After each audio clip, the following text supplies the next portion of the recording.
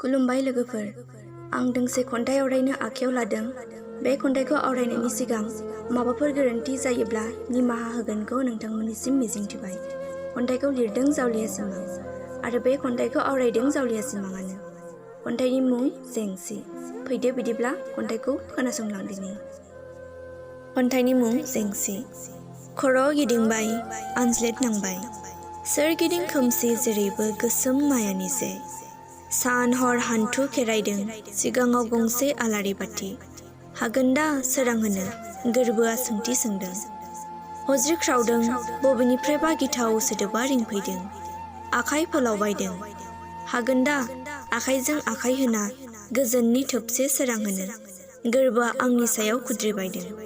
आगानसे आगाननै आगान सुरदों, गोसोआव दुंहाव थासारि सोमजिखांदों। अनसायगोन दा आंनि दाहानि जेंसि बोस्रांनो, बोजबगोन दा गोरबोआव दैमुनि दै बोहैहोनो, जिउआ गिथाव सोंथि खालामदों।